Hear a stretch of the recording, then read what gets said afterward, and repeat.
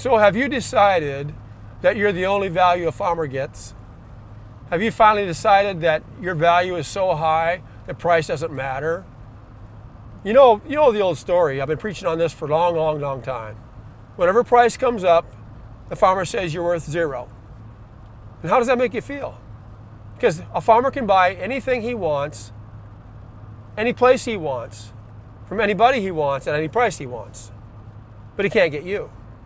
He can get everything you're selling except you. So have you decided that since your value is the only value he gets, that you've been sharpening your saw, you've been training, you got a story that keeps you outside the circle? What are you doing? What are you doing to make sure you are the value that farmer sees? That he can't stand to see you walk away if you don't take him up on his offer that he gives you or his deal he wants. So when you establish yourself as the value, it changes everything you do, how you train, how you think about yourself, and also how you come across. Your vehicle looks nicer, you dress up more, you look the part, right? So make sure that you decide throughout this whole career of yours that you're the only value a farmer gets, because you are. So how do I know this? Because I watched my dad buy from commodity type sellers or people who had no value themselves for over 50 years.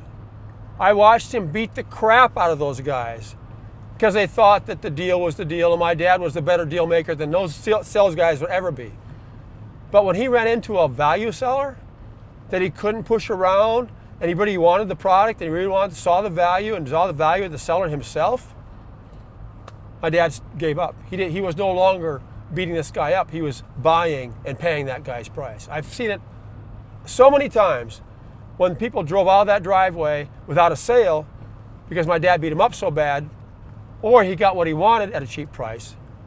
I also saw the few times a value seller drove in and sold my dad what he actually didn't want to pay, but did pay.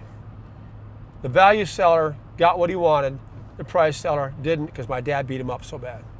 My dad was a good farmer, a real nice guy, but he loved to play that game with people who didn't have value. I've seen it so many times myself, and so have you. You know how it works. So you don't want to be one of those people. Be a value seller. Don't let them take advantage of you or your products or your company. You have the value to sell, get paid for it. Happy selling. I'm Osthus.